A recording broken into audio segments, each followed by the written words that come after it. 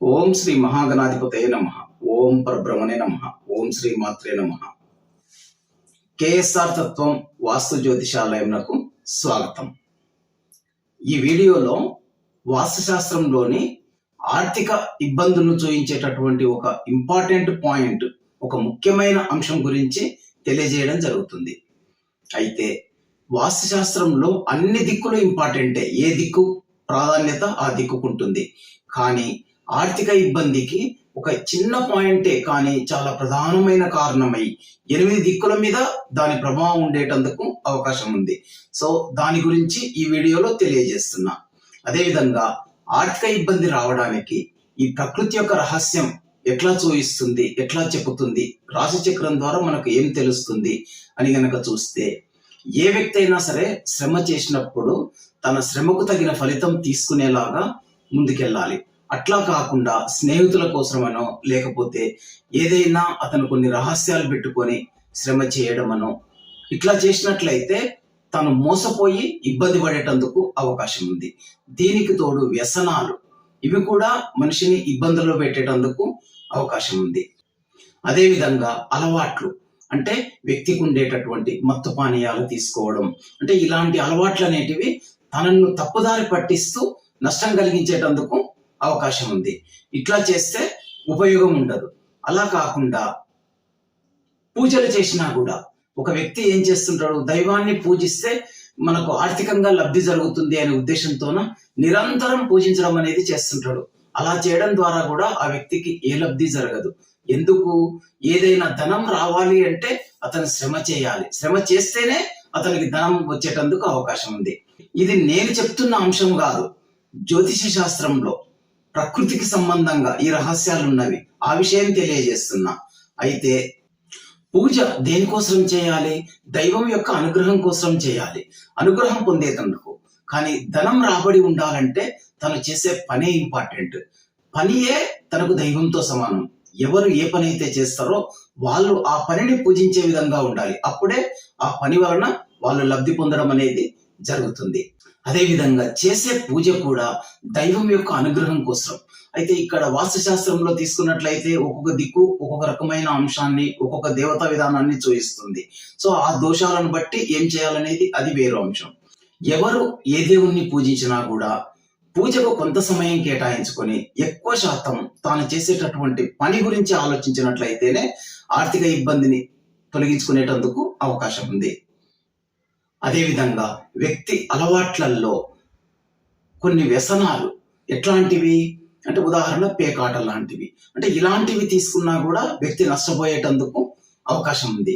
ఎంతసేపు వ్యక్తి ఆర్థికంగా ముందుకు వెళ్ళాలి అంటే, ఆర్థికంగా అభివృద్ధి జరగాలి అంటే తాను చేసేటటువంటి శ్రమ, తాను చేసేటటువంటి కర్మ ఏదైతే ఉందో వృధా కాకుండా చేసే కర్మకు ఫలితాన్ని తీసుకునేలాగా గనక చేసినట్లయితే తనకు ప్రకృతి రహస్యం అనేది అనుకూలిస్తుంది.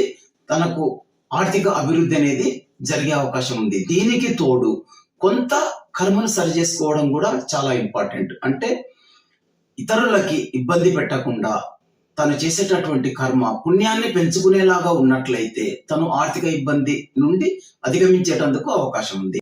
ఆర్థిక ఇబ్బంది ఎవరు పడతారు?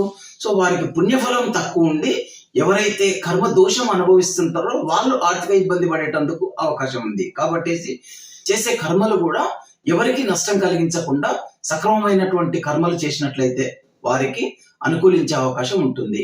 అదేవిధంగా వాస్తులోకి వచ్చేసరికి 8 దిక్కుల మీద దీని యొక్క ఇన్ఫ్లుయెన్స్ చూయిస్తూ ఆర్థిక అభివృద్ధికి ఇంపార్టెంట్ అయినటువంటి పాయింట్ ఏంటి అనేది తెలియజేస్తున్నా. ఉదాహరణ,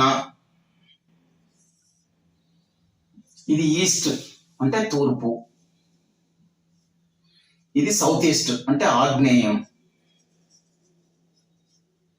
ఇది సౌత్ అంటే దక్షిణం, ఇది సౌత్ వెస్ట్ అంటే నైరుతి, ఇది వెస్ట్ అంటే పడమర, ఇది నార్త్ వెస్ట్ అంటే వాయువ్యం, ఇది నార్త్ అంటే ఉత్తరం,